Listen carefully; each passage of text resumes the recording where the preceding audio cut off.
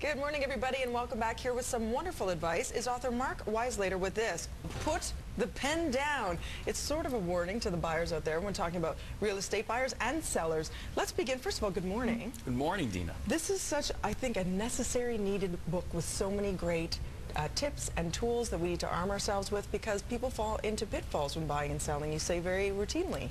That's right.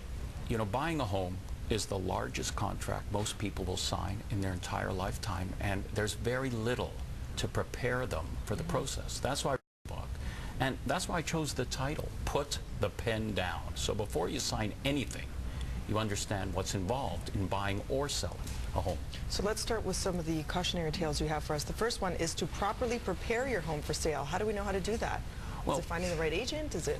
A lot is finding the right salesperson and checking with the people they have. You know, to sell your home, you've got to price it right. There's an art to pricing. There's staging your home, which is all the necessary little things you can do without a lot of money that can add sometimes 3 to 5% to the value. Would you recommend people do that themselves, or again hire a service to do that for them? I think that they're better using a professional. You know, there's some fix-it you can do by yourself, but with a professional, like anything, you can get the right tips. Sometimes spending more money, for example, in the kitchen makes more sense than the rest of the house, because that's the room that draws the buyers. Yeah. And you say be prepared when closing that. Make sure you do your research, because with inspections, it's an unregulated industry, and you may be left with something like a leak, but it's actually the seller that may be held responsible, thinking that they got away with selling a lemon of a house.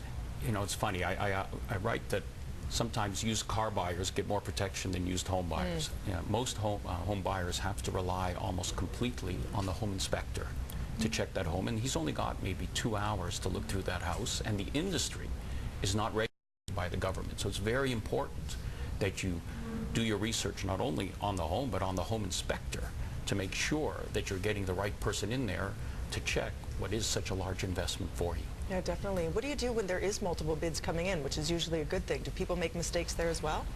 Multiple offers are a phenomenon.